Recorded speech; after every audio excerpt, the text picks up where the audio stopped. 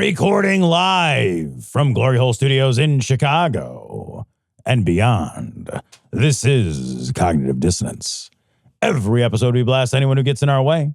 We bring critical thinking, skepticism, and irreverence to any topic that makes the news, makes it big, or makes us mad. It's skeptical, it's political, and there is no welcome mat. Today is Thursday, June the 12th, and I feel like my voice might be almost back to normal. You're back in studio, Back in studio. Back in voice studio. is good. Life is looking good. How are you feeling? I feel mostly great. Good. Like, I really do. I feel mostly great. I get a little tired, a little easier. So we're recording during the day instead of at night. It's a little weird. Drinking coffee instead of eating pizza. But hey, man, it's good to be back in studio. It's good to be up and moving. So I feel mostly just really good. Yeah. So everybody's very happy that you're mobile and that your neck isn't just hanging out like a fucking face hugger opened up. Well, that'll teach me for sleeping wrong, Cecil. What, Tom, all it takes. That's all it takes man. now. Yep. Hi, my name is Luis, and today I'm in Paris to try the top 5 croissants, and we're gonna see which one is the best. So the first one we're gonna check is called Tout à tour. Excuse me, how do you pronounce this? Tout autour du pain. Tout autour du pain. All around the bread. All right, so let's just jump right in. This story's from the New York Times. Newsom tells nation that Trump is destroying American democracy. Dude, I read this and I was like, yeah, man. You're just now picking up on that? I think we all knew it was going to happen. Fuck, like Everybody knew it was going to happen. For the longest time, Gavin Newsom has been, I don't want to say for the longest time, but in recent memory, Gavin Newsom has been drifting center. He's been drifting further and further right. Yeah. And I think he's been doing that because I think he's been trying to distance himself in some ways from some of the left-leaning policies in California that he enacted and that he's associated with in order to make a larger national political play. Seems contrived a Seems little. super fucking contrived. Yeah. And so now he's on board with the Trump is destroying democracy train. And I'm like, yeah, it's a little late, my guy. Yeah. Right. It's a little late, but also that's not a progressive stance, right? That's just objectively true. Yeah. We all knew it ahead of time. Yeah. They wrote a whole playbook on how to destroy American democracy. You know what I mean? It's like if you're cleaning your kid's room and you find the anarchist cookbook under his fucking pillow and then like a closet full of fucking pressure cookers. It's not a fucking leap to be like, I think we got a problem, honey. Yeah. Right? Yeah. Like this shit is telegraphed. They've come out and said it. They're calling it, right? The right has been saying fucking 8 ball in the corner pocket. Yeah. And we're sort of like, I don't know if I can really, what about we're fucking, they're doing all the things they said they were enough. There's no surprises here. Yeah. So this feels like really craven and opportunistic. Like, I think he's right. I actually do also think he cares, but this also feels like self-involved, right? Like very self-promoting. I agree. I think, after Gavin Newsom has Charlie Kirk on his podcast and spouts anti-trans views, how do I take the man seriously anymore? Right? Yeah. How do you divorce yourself from what it really should mean to be somebody on the left so far, such a wide gulf between you and someone who should, who would normally be a leader on the left? How do I take you seriously anymore? And I saw him on TV. He was, he's talking to Trump, and there was another interview I saw of him on MSNBC. And I mean, I'm in his camp in the sense that there's a group of people out there that are upset that the actual system we have in place of making sure that people who are here in an undocumented fashion get seen and have a hearing and all the things that have to go into that. There's already a system in place. We are uprooting that system in favor of kidnapping those people in the places where they work, in the places where they in the places where they worship, in the places where they go to school, and even in the places where they're trying to go through the proper channels that we told them to go through, right? They're being kidnapped, literally kidnapped from their immigration trials. They'll go in for an immigration trial, and then in the fucking lobby outside, someone will kidnap them and take them away. Right. They're being taken away from, and what was sold to the American people and what was sold to all these people who voted for Trump. And I'm not trying to apologize for them. So don't send me your message and be like, you're apologizing. I'm not apologizing for them. But I want you to recognize what they were sold in, I'm not saying in a large part, I am saying that many of the people there were sold an idea that there was a lot of very violent criminals that were here illegally, because that's the lie they told. Yeah, right. And they told it multiple times. You can go back and listen to it. There's plenty of times. Now, I think everybody knew what they were planning on doing. 100%. Right? They have been shifting that Overton window to include undocumented as violent criminal, right? They've been shifting that over and talking about it for a long time as undocumented as violent criminal.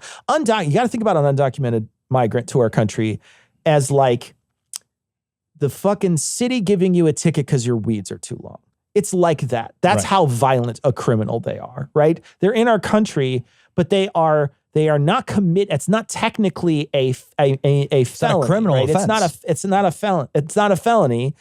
It's almost like it's like a civil offense. Right. Like and the people who see them, these immigration judges, are not actually judges. They're appointed people to decide whether or not these people's case has merit to stay in our country, right? So this isn't like it's not like these people are disobeying federal judges. These are people who are immigration judges. There's a difference in those types of, in that job description, right? So there is a misunderstanding, a blatant, forceful, and purposeful misunderstanding on the right to criminalize these people as dangerous, violent people. These are people who are just here trying to get a better life for themselves. That's all they're doing. They're not, most of these people do they once in a while catch somebody who's a criminal? Sure. But most of the time, these people, there's less of a chance of them being a criminal than in someone who was born in this country, right? Much less of a chance, in fact. So what they've done is they've done a really good job. The right has, and I say good in a sense that like it's effective, not good as like, did a good job, but like an effective job of convincing a wide swath of their base that this is the group of people that we need to go against. And you're seeing their poll numbers are going down. Trump's approval rating is going down. People don't like what's happening. They were lied to, and they were had, and they are recognizing it, right? And so we're seeing these massive protests start to take place all over the United States. And now you're seeing Trump, something that he didn't do during the George Floyd protests, mobilizing the National Guard under his name in a state where he doesn't have that authority. Yeah. So he's doing what in this article sort of spells it out. He's sending these National Guard people to protect, because he does have sort of a narrow window where he can send them to protect the ICE agents if he wants. He can't send them to go do certain things, but he can have them protect sort of federal buildings and whatnot. So now we're seeing these massive protests, and there's going to be one this weekend. There's going to be one on Saturday, a massive protest across the country. That's going to be, it's the No Kings protest. The No Kings protest. That's very specifically against Trump and his big birthday parade. And so there's going to be this big protest that's going to happen this weekend. I mean, we're in a situation now where we knew this was going to happen. And now it's happening. And I mean, I don't know how you unfuck this. I don't know how you unfuck this. You don't. The only way you unfuck this is if like cholesterol wins. Yeah, I know, man. That is the great hope. You know, not only did he mobilize the National Guard, but he also, and this is really important, he also mobilized 700 active duty Marines. Yeah, active Marines, yeah. We don't have our active duty military Marines. They're not trained for this. This is not their mission. Yeah. That's not what we use. Our military should not be there in California, where California is like, we don't need you here. We don't need you here. This is a show of authoritarian force. What Trump has said about the No Kings protest, he said basically like, we're going to do this big fucking, idiot parade where I'm going to have tanks roll down the fucking National Monument Square or whatever fucking nonsense he wants to do and fucking shoot aircraft carriers into the sky or whatever nonsense. Like every dictator ever, right? He has said that protesters will be dealt with very, very harshly. Those are his words. Yeah. Not, and this is really important, not violent protesters. Yeah. Protesters. Yeah. We have a First Amendment right to protest. We have a right to gather and peaceably assemble. We have a right to petition our government for redress for harm. We have a First Amendment right to free speech. This is the First Amendment. we're already seeing journalists being targeted, actively targeted and shot at with less than lethal rounds by the police, quelling our First Amendment rights, which continues to quell our right to a free press. Yeah. The First Amendment is under attack. That's the most important amendment. It's, the first fucking one of them, right? It is the most essential building block that holds our democracy together. Yeah. And it is no coincidence that that is the first thing under attack by a fucking authoritarian military style dictator. Yeah. That is what is happening here. Like, were there some bad actors in the protests setting like Waymos on fire? Yeah.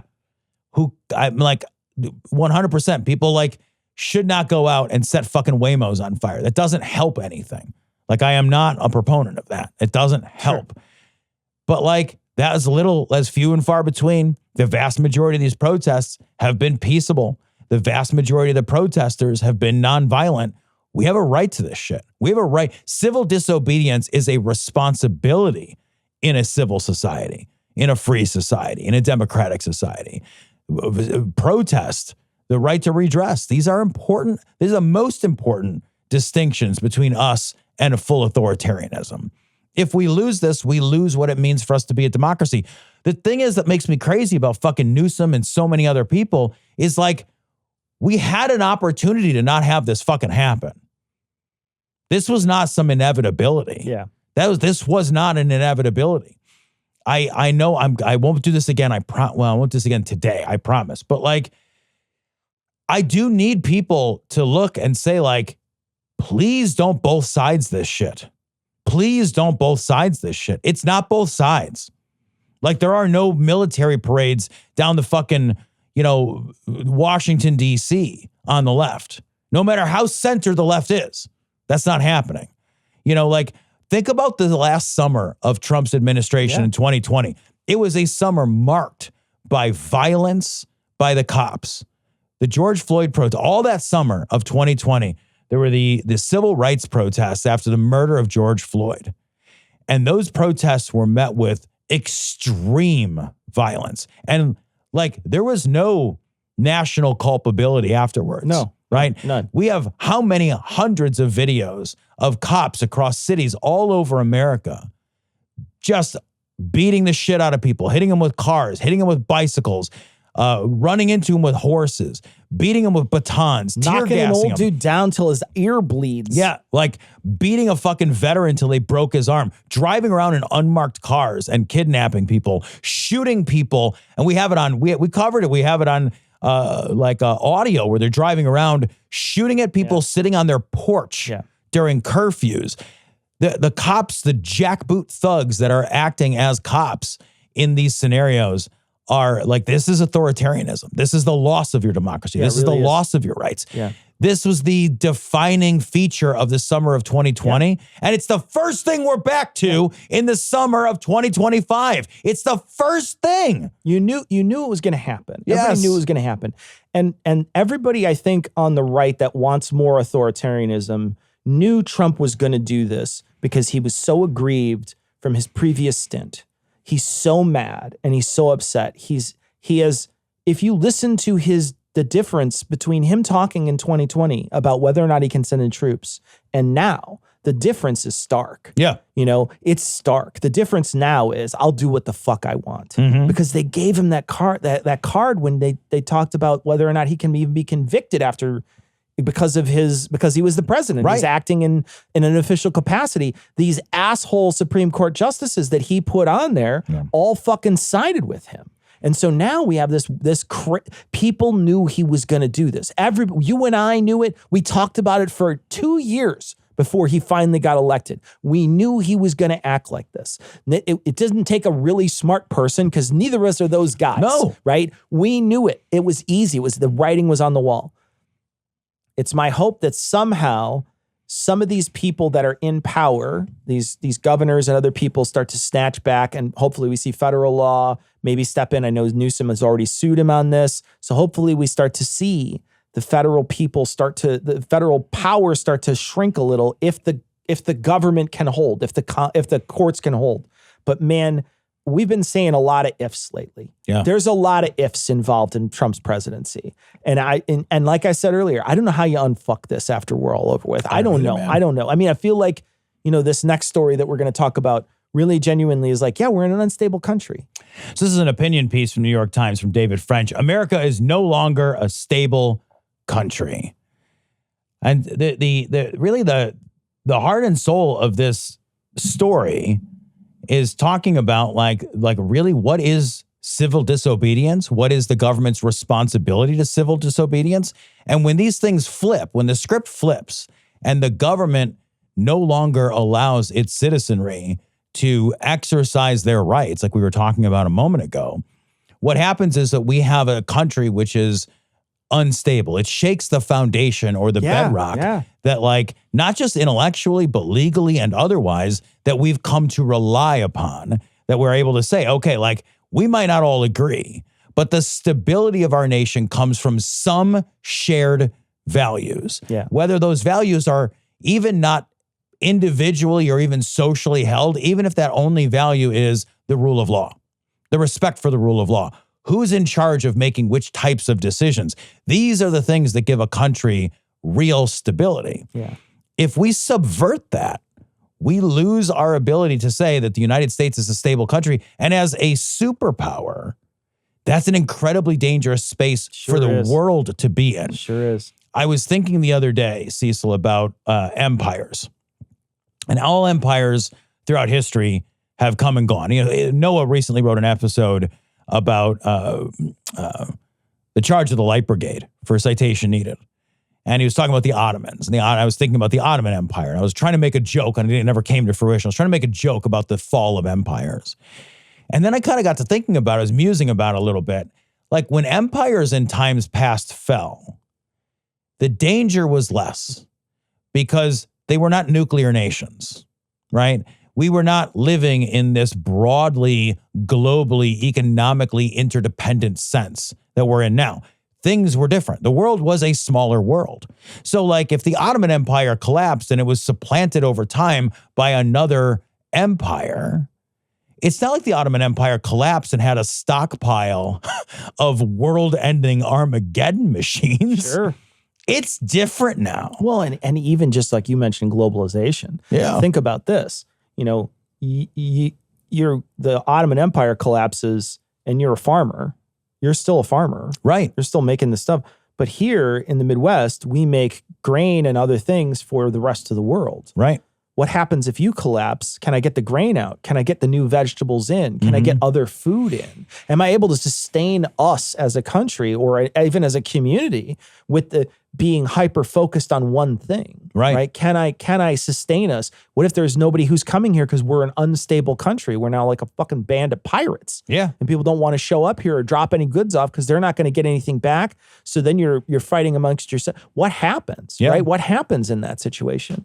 We're not in a, you're not there yet. Right. But you're in a situation that makes you think like, I certainly, as someone who is not in this country, would not come to this country. I would not choose to be here right now. No, if I could be somewhere else and watch this from afar and think about this thing and say, that's a thing I'm observing like a scientist from a half a world away, I'd be a lot more comfortable than living where I am now, because we're in, like they suggest, it's an unstable place. We don't know. Can you predict? That's what stability is, right? It's a prediction. It's being able to predict what's next. Can you predict what Trump is going to do tomorrow? Right. You can't. No. Nobody knows. Even the closest people to him don't know. And he has gotten so much power in the last couple of years, even if he wasn't in office, through these court decisions that have come through, that he's essentially a king now. And we have whims. He has whatever his whim is, he gets to make this decision. And in many cases, even if it gets overturned, for a while he had his whim, right? For a while, it doesn't get overturned. And he does have his whim, and he does get to decide, even if it's momentary, what gets to happen.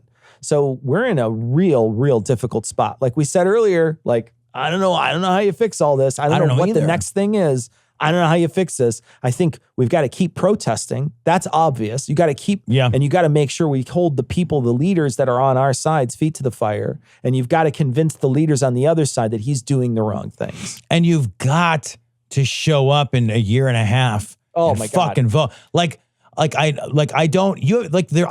cannot even stomach the notion of the idea of the plausibility of the argument of doing anything other than counter voting. You've got to get every Republican, you've got to take every Republican seat possible.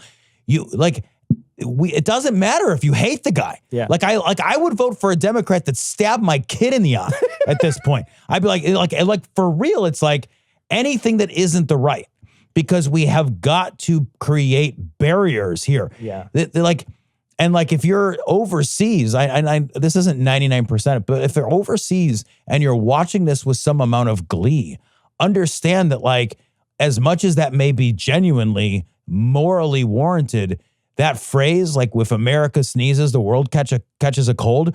Remember that the 2008 global recession started because America had a housing crisis and a banking crisis.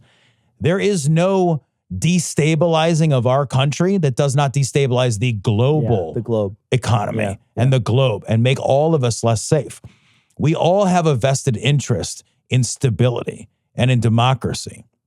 If we can't preserve that first as our sort of a shared reality that we're working toward, we're in deep shit. Yeah. We're in deep shit. And I understand looking backwards to try to think, how can we do better in the future? Yes. So I understand if somebody's like, man, we should definitely have a full primary next time or whatever. Sure. Yeah. I'm fine with that, right?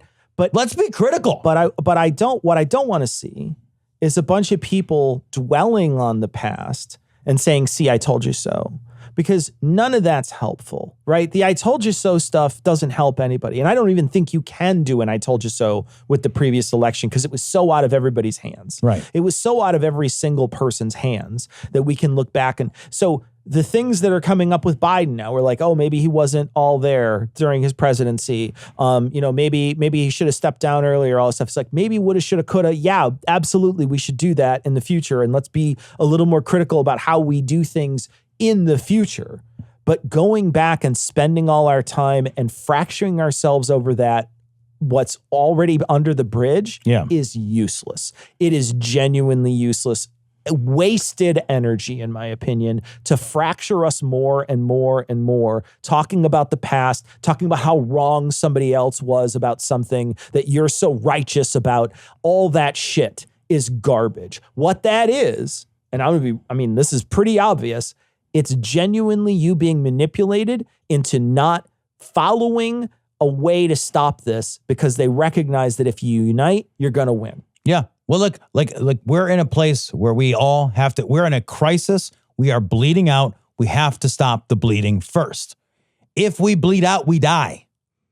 That's it. So we have to vote. It's the only power we have. The protesting is the precursor to the thing that makes the difference, right? People say well, what's the value of the protesting? Nothing changes.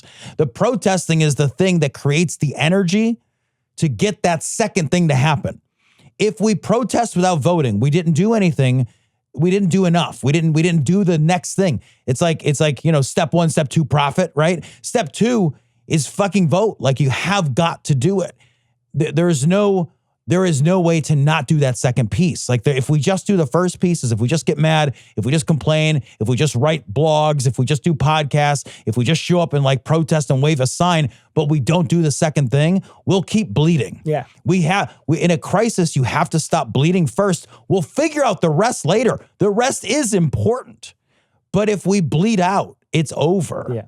It's just over. You keep talking like that and I'm gonna have to wash your mouth out. So this story comes from the Huffington Post. GOP senator doubles down on "we all are going to die" comment in wild non-apology. This is Senator Joni Ernst. I think we covered it a few weeks ago. Senator Joni Ernst was basically doing a town hall talking about Medicaid and cuts to Medicaid and recipients being booted off the system. And she was like, somebody yelled out but people are going to die. And she's like, well, we're all going to die. And this is her reply to it. So, cause some controversy. This is her response. So let me just play it for everybody real quick so you can hear what she has to say. Hello, everyone. I would like to take this opportunity to sincerely apologize for a statement that I made yesterday at my town hall. I was in the process of answering a question that had been asked by an audience member when a woman who was extremely distraught screamed out from the back corner of the auditorium, "People are going to die." And I made an incorrect assumption that everyone in the auditorium understood that, yes, we are all going to perish from this earth. So I apologize. And I'm really, really glad that I did not have to bring up the subject of the tooth fairy as well. But for those that would like to see eternal and everlasting life, I encourage you to embrace my Lord and Savior, Jesus Christ. Do you think that makes it worse or better? Well, here's what it does. It clarifies her stance, right? Does. Which was perfectly fucking clear before. Yeah. And it's a stance that nobody should be surprised about. The goal is that the lack of empathy is not like a bug. It's a feature. No, this is a gloating message. Yeah. This is a message to say, all those people who don't agree with me, I don't fucking care about you. You weren't going to vote for me anyway. I don't fucking care what you think. I don't care fuck all about all you people. Yeah. So if we take away Medicaid from some of you constituencies and some of you die because you don't get care, I never fucking cared about you in the first fucking place. So there's a part of me that really wishes some of these people would get the comeuppance they deserve. Because this is a bully move. Of course. This is a bully. This is a bully. Right? Like she is bullying the American people and she's gloating in front of the American people. And you wish that these people could get some comeuppance. Something bad would happen to them. Yeah. Like you'd lose your job or that would be a scandal of some sort. We're past that point. Right. That's not a thing anymore. You can say the most callous fucking thing in the world to the people who you represent in government and it does not matter anymore. Yeah. And so we're in a terrible situation if that's the case. I feel like this is one of those moments, though, if you watch this, you're seething. You're seething because you're just like, I want something. I want you to experience some comeuppance for the bad things that you're doing, and we'll never get to experience that. This is it's like watching the fucking Handmaid's Tale. Yeah. Because there's never a moment in that series where you're like, the bad guy. I know. I watched the first two seasons. I mean, granted, something happens in the third season where that kind of happens. But the first two seasons, I was like, dude, this is like nut torture. Yeah. I can't watch this. It's just like the lady just gets the shit kicked out of her the whole time. Like, nobody wins. Yeah. I'm like, no, the good people win. Yeah. All the bad people win. I don't want to watch bad people win all the time. They got to lose sometime. And you're living this right now. Right. Well, and a couple of things that are also really important about this when I was reading this article. The first is she's doing this, she's filming this in a graveyard. Yeah. She's filming this in a cemetery. So she's trolling. Yeah. Right? She's trolling. And the purpose of the trolling, obviously, is to create a reaction from the people that were always going to react to it. That's part of it. But this is also a virtue signal on the right. This is how the right virtue signals out, right? She's saying, she's creating this content now. She's probably gleeful. Thank you so much for the content. Because what she wants to do is to use this messaging to create this video to reach out to the other people that support this level of callousness to say, hey, guys, we always wanted to disenfranchise these people. I am actively working to make that happen for you. She got voted in. She'll probably get voted in again, right? She's making this video because she knows this appeals to her voters. Yeah. If this didn't appeal to her voters, she wouldn't double down on it. Yeah. So she sees this as an opportunity, as a political opportunity. And that should tell you something about the value system that supports this, that props this up, and that demands this kind of blood sacrifice. Yeah. Right? Because that is what this is. What these guys on the right want is they want their blood sacrifice. And this was if she would not make this response video if she knew people weren't politically masturbating to it. But they are. There's a group of people that eat this shit up. And those are bad people. They're bad Those people. are bad people. Yep. I don't want to write off every single person who disagrees with me in the world as a bad person. No. I think that that's a bad way to think. But I do think anybody who's gleeful and has no empathy for another human being and is gleeful when there's a bully on your side punishing people, I think you're a bad person. What else would being a bad person mean? I think you're a bad human being. And you need to redirect your fucking thoughts inward and try to fix yourself because you're genuine. Like the true MAGAs out there, the true MAGAs that get joy out of this bullying, there is something seriously wrong with our culture that reinforces this and continues to churn this. It's such a fucking shame that we look back on the fucking awful fucking people that were in politics in the late 80s and early 90s and think those people were virtuous. Yeah. It's a shame It is. that that's the case. But genuinely, in comparison to today's politicians, those people are fucking saints. They're saying, well, I think, part of the difference too, though, Cecil, is like those people were serious people. And now there's a sort of like lack of seriousness that surrounds this lack of empathy. So it's like a fucking shit truffle. Yeah. It's a shit flavored truffle with a shit coating. Everything is just layers of shit. Yeah. It's an everlasting gobstopper of different fucking flavors of shit. Like, I'm at the corn level. Yeah. Oh, look, I made it into the corn level, guys. Oh, yeah. Keep going. Is that Keep a peanut? What is that? They took the president, took his DNA and put an imposter in the White House. Kidnapping, robbery, and fraud. That's what I call breaking the law. This story comes from Fox News. Trump shares post saying Biden was executed, replaced with clones. I mean, Okay, Tom, just read this real quick. this is literally shared on his Truth Social. This was a truth doubter fucking whatever by at LIIJH. So cool. There is no Joe Biden executed in 2020. Biden clones, doubles, and robotic engineered, soulless, mindless entities are what you see. Democrats don't know the difference. Hashtag steal, hashtag US steal, hashtag MAGA, hashtag Maha. And then there's a photo of Donald Trump from 40 years ago, Cecil. It's got to be 40 years ago. From, easy. like, let's just pause here and imagine what you have to believe is true. That there are robot clones. That there are just robot. First of all, if there were robot clones, these would be for sale to fuck. Immediately. They would be before we If made not, a let's be honest about who we are. Who we are as people. The first thing we do with any technology is we fuck it. Yeah. We fuck it. We fuck it. If we can't fuck it, we're not expanding its use case. Doesn't. That's a it fails. It fails after the boardroom. That's it for sure. That's it. So like, if there were robot clones of people, there would just be robot clones. You'd be fucking one right now while you're listening to this, like 100%. As soon as ChatGPT came out, people sexted with it. Like as soon as it came out, they're like, "Talk sexy to me." That's I it. want to beat off.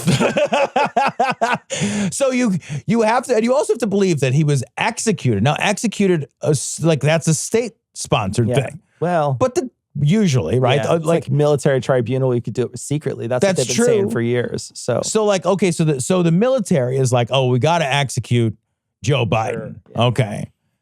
Why would you do that secretly? Tom, why would you do that secretly? And then why would you replace him at all? Well, you are spending so much time in a place that's so far away from the hashtag. I'm sorry. I can't. I'm sorry. I gotta get. All right. I recognize all that stuff is crazy. Yeah. But let's focus on U.S. Steel for a second. What do you think the robots are made of? Well, I was thinking it was like, this was like a tie-in to Skynet somehow. Like the Terminator's made of steel and he's getting lowered down into the fucking magma or whatever. Like, dun, dun, dun, dun, and he's getting his little thumbs up as he goes under the fucking, I don't know, dude, U.S. Steel though? Like that's what we're doing? I don't understand it. I don't get it. I don't understand it. I don't know what's happening. I spend a lot of my time not knowing what's happening, but really genuinely, this again is one of those things like, even if it's not mean, it's stupid. Yes, like those are the two options you have. You have two switches. It's either mean or it's obnoxiously stupid. Yes, And right. those two switches are constantly being flipped, and there's no repercussions for either one of those things. You could be as callous and as unfeeling as possible. That's celebrated. Or you can post literally the stupidest thing in the world. Someone should hit you in the face. Yeah, right.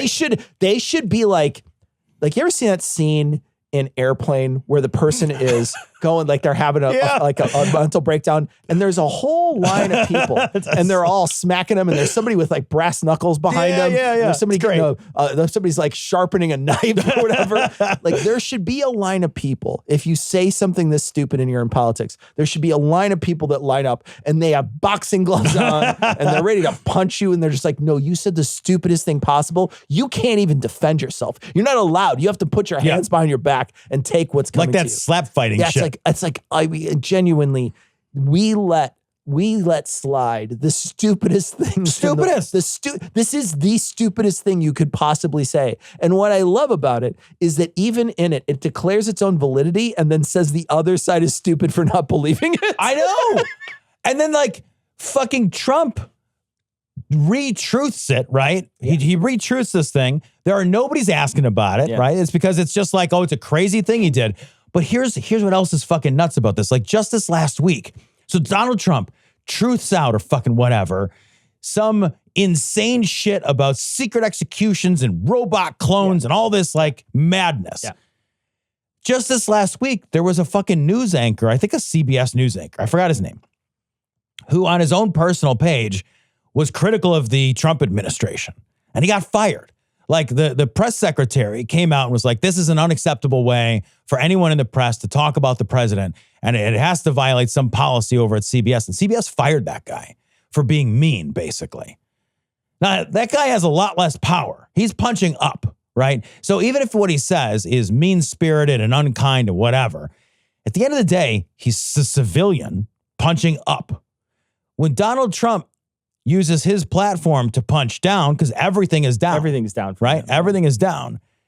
It would be considered gauche to call him out on it. Nobody can say anything. Nobody can say anything. Nobody can say. They get told they're asked nasty or stupid questions. Right. When they ask a question, a very pointed question like, hey, man, are you going to like turn your the military on peaceful protesters? Like, that's a stupid question. Next one, you're like, but that doesn't answer it. Yeah, right. Like, that certainly didn't answer that question. Yep. It's like that question is like, I don't know, man, there's fucking 700 active duty Marines being deployed into a fucking civilian space. And he's just like, robots ate Joe Biden's heart or like whatever. Fucking oof. Again, if you want to know if there's robots, ask yourself, are we fucking them? And who would fuck a Donald Trump robot? Jesus Christ. I'd fuck a Joe Biden one, though. Get over here, Scranton Joe. It's from NPR. How'd you like ice cream cones, Joe? All in the market together. Old differences forgotten, and no need at all to mention the war. Sorry. What was it again? The prawn cocktail. Oh, prawn, that was it. When you said prawn, I thought you said war. Oh, the war. Oh, yes, completely slipped my mind. Yes, I've forgotten all about it. Himmler and all that. Oh, yes, completely forgotten it. Just like that. Oh, my guys. It's from NPR, which still exists temporarily. Yeah, for a while. Former Doge engineer says federal waste and fraud were relatively non-existent.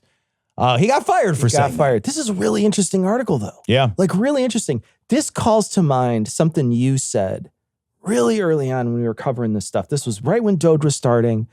And you stopped us in the middle of this. And you said, are we sure there's fraud? Are we sure? You didn't say fraud. This. You said, are we sure there's waste? You didn't. You of course didn't believe the fraud. Right.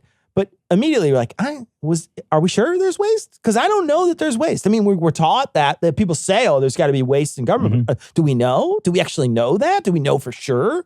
And what's really interesting is here's a guy who, I think when you look at some of these, certainly businesses and the way businesses are run, there's no way to like have checks and balances in everything that you do to make sure that everybody's doing everything that they should be doing at all times, right? There's going to be somebody who slips through the gears or doesn't pull their weight and they stay there for a while or whatever, however it works. Like businesses, it doesn't matter how it works. Somebody's going to be doing something that they're not, like they're not actually doing their job or they're not doing a good job, et cetera.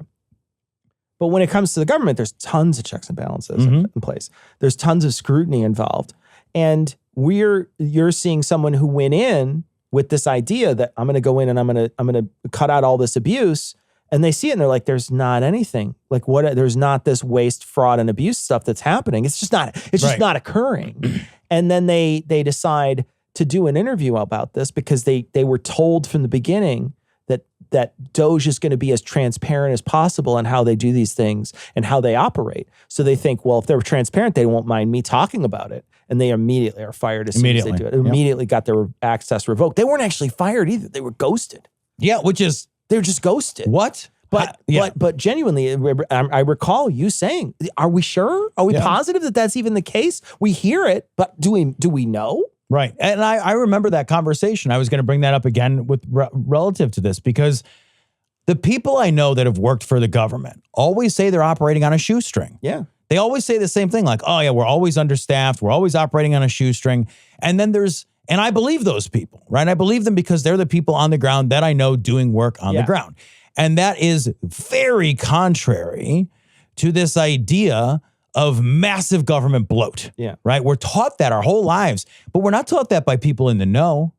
We're taught that by politicians because it's an easy talking point. Nobody says that at the educational level. It's not like that comes up in your civics class, right? It's not being drilled into you from an academic source. It's not coming to you from the people doing the work. It's always coming to you as a media narrative that is being delivered by generally politicians and then whitewashed through the media as a press release or like we're covering this politician's speech. And so it creates this background idea that we carry around with us that our government has all this massive inefficiency and bloat. We also carry around this idea that anything that can be done by the government is done inefficiently, and that it would always be more efficient to do it through the private sector. But like, when you look at, I was literally just listening to a two-part series episode on the Wall Street Journal podcast called The Journal. And it was about Medicare Advantage. So Medicare Advantage is basically where Medicare is being run. It's paid for by Medicare, but it's being run by private insurers. And like, two-part series short, it's worse. It's less efficient and it's more full of grift and stealing and bloat when it's run by these insurance companies, right? Wouldn't it be? It's a lot worse. We keep finding that to be true. We keep finding that over and over and over again, that when we really look into these things, government does tend to actually do a better job than private sector does. Very, very often that's the case. But we have this idea that we carry around with us that it's $800 toilet seats. Yeah. Because like one time something, when the machine gets big enough, there's going to be mistakes. But it's not like there's not big private sector machines. There are huge private sector machines. They make mistakes and have mistakes too. When we look at them stand back overall, I don't believe that the government is full of, people sitting around on the dole collecting checks for doing nothing. I don't think that's the norm. And I don't think it because nobody's ever shown it to me. Yeah. Yeah. And I think too, there's another segment of this. There's two segments of this. We talked about waste. So we just covered waste, but fraud and abuse, right? So abuse is easy to point to people to and easy to manipulate people on because you make it sound absurd. So you say, we're giving condoms to, kids in Africa. We're vaccinating children for STDs that they won't ever encounter until they're much later in life or something like, you know what I mean? Like there's a way to make anything you want sound absurd. Right. We covered this on the No Rogan Experience, but there's they bring in Joe Rogan reads aloud a tweet that he found that talks about 5 or 6 of these programs and how much money we were spending. Now, when you listen to the money dollars, it sounds a lot to you or me, like where it's like a couple million or 10 million or whatever. It sounds like a lot of money, but it's not. It's a tiny amount when it comes to the government. But they're talking about pottery classes in, this country, Sesame Street for Iraqis. They make it sound silly. But when you think about why it's there or what it's doing, it really does make sense. And some of these programs failed. And a failed program, sure, I mean, we can make fun of it, but you had to try to see if you're going to do it. And soft power is all about that sort of trying and figuring out what sticks. But it's real easy to make it sound silly.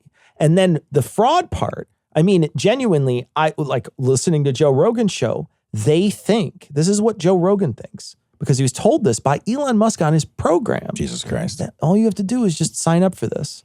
All I have to do is call somebody in the government, say, I'd like to start a grant where I'm doing, and it doesn't matter, whatever. I'm just going to make anything up. And the person on the other end of the phone was like, yeah, it doesn't matter. You can just make anything up. Do I need proof of that? No, you don't need any proof of it. And then we send them millions of dollars. Right. And then they somehow think that money sort of either filters back into a campaign fund or into these people's pockets that are approving it. But, and this is said by Elon Musk blatantly on the air, that even if they were to send me a picture of what you're doing, I wouldn't cut their funding, but they couldn't even do that. The ways in which you have to get that funding is so deep and difficult and hard and fucking Byzantine. And you've got to fill out a bunch of fucking essays and then go through interview processes. And then even until you get to the very last step, they can say no, right? There's all this extra shit. But we've been told by these really crafty politicians that there's this group of people out there who are stealing our money. They're taking your money. They're taking your money, Tom, and they're making an Iraqi Sesame Street with it. Yep. You know, instead of you having your money to, you know, that 4 cents that you would have saved on that tax, and we don't create more people that hate America.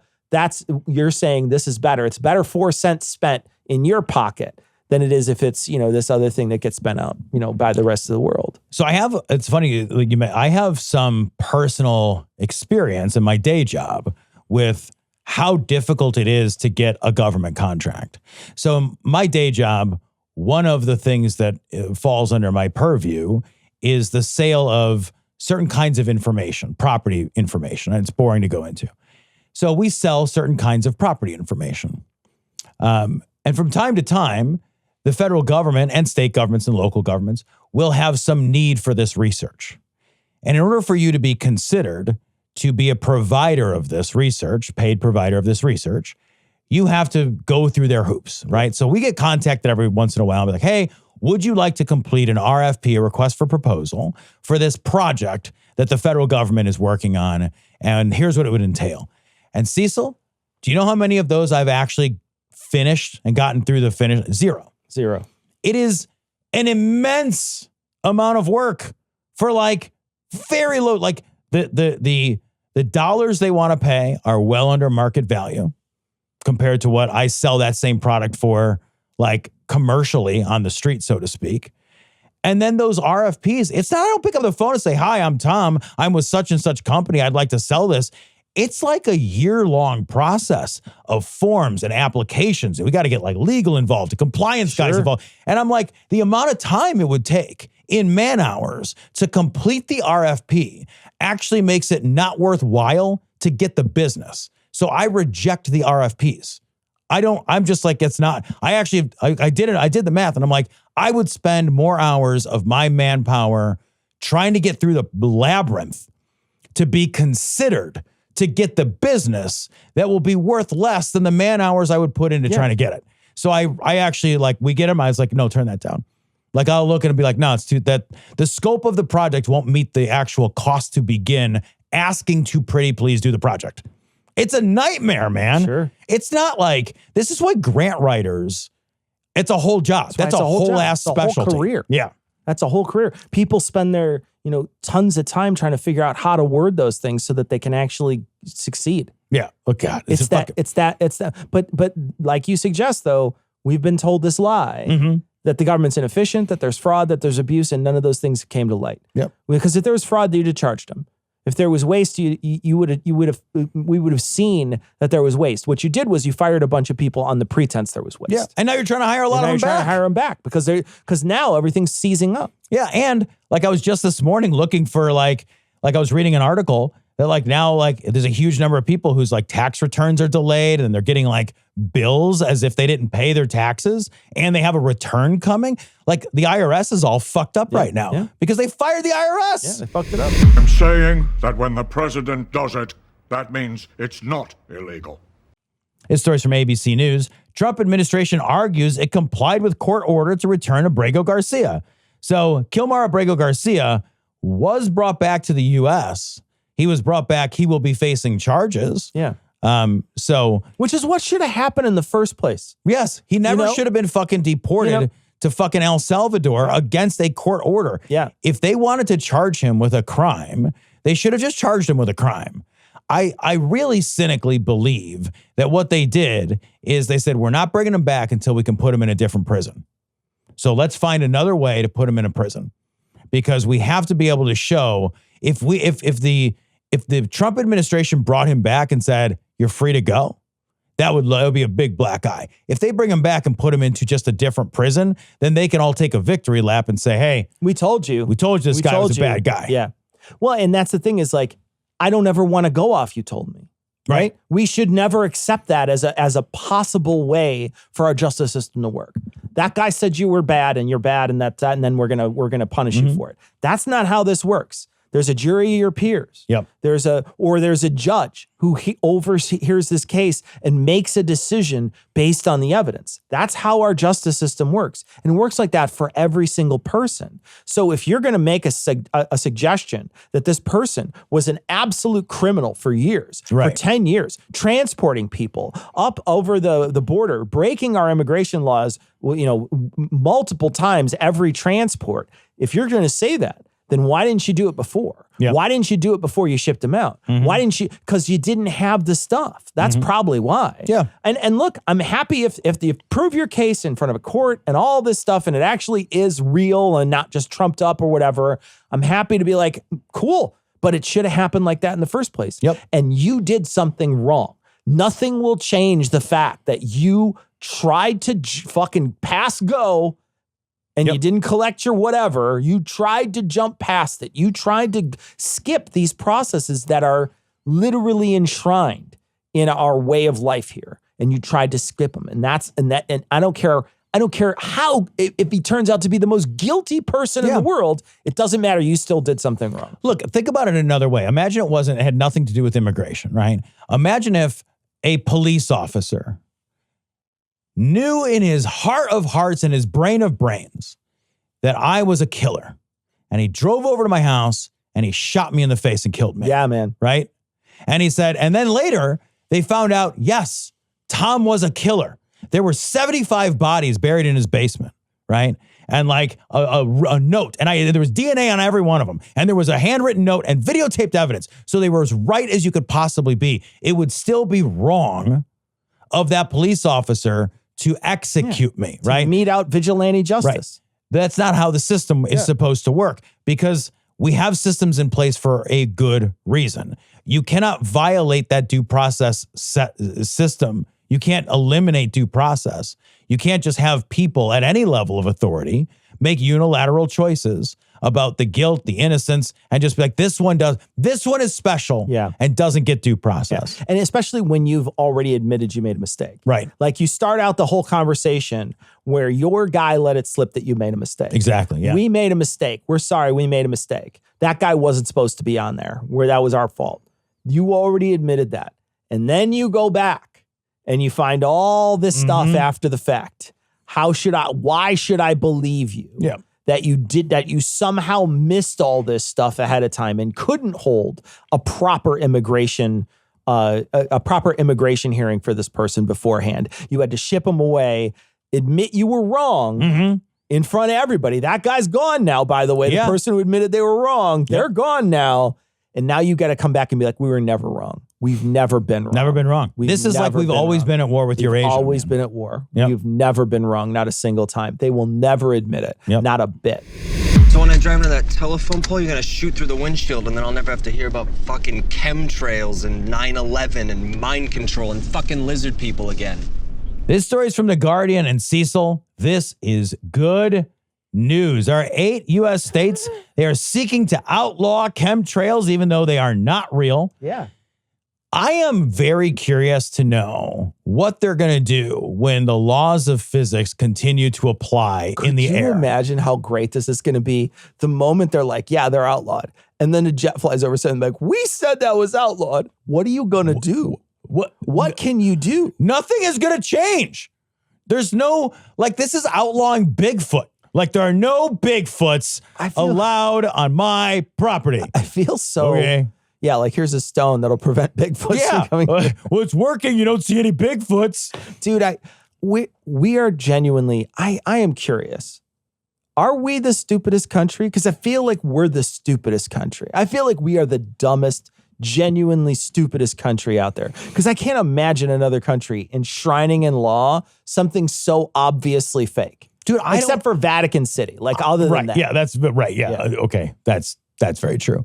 I don't know if we're the stupidest country because like I don't know enough about like the stupid shit that goes on all over. Like I do hear about stuff that happens sometimes like in Britain and I'm like, that's a fucking mess. Like that makes no sense.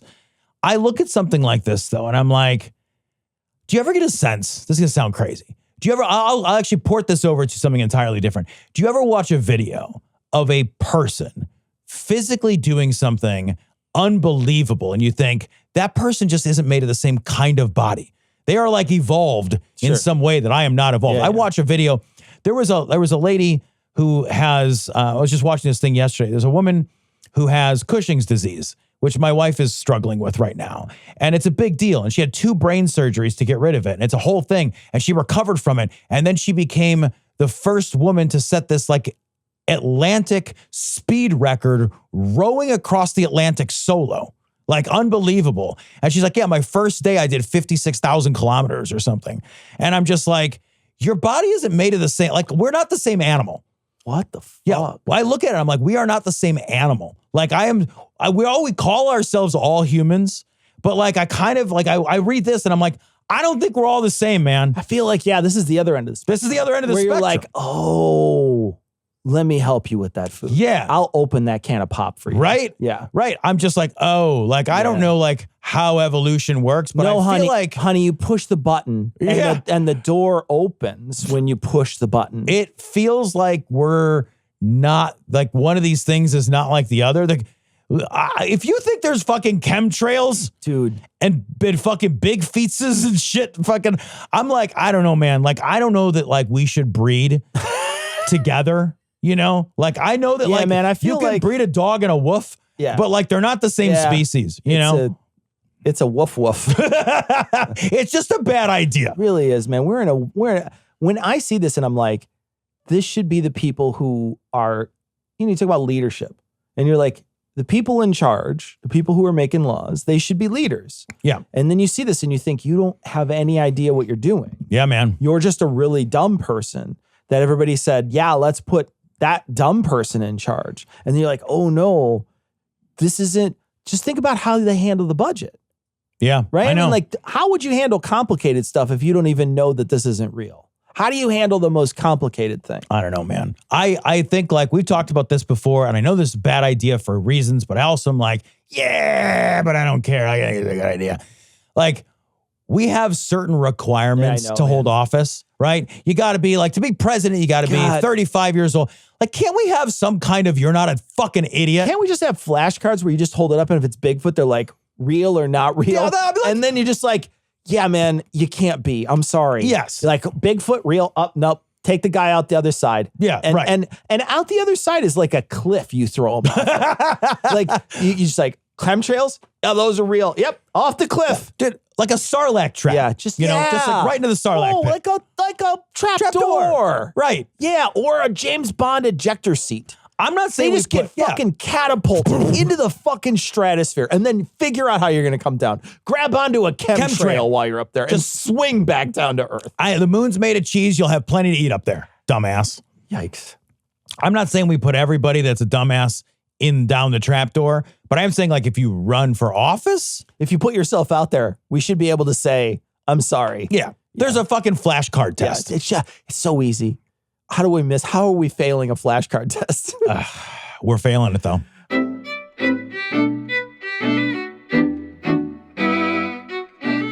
All right, that's going to wrap it up for this week. We'll be back with a long form show. Or no, it's a funny show this week. Funny show this week, long form next week. But funny show this week. And then we'll be back on Monday with another full show. So we're going to catch you then. But we're going to leave you like we always do with the Skeptic's Creed. Credulity is not a virtue. It's fortune cookie cutter.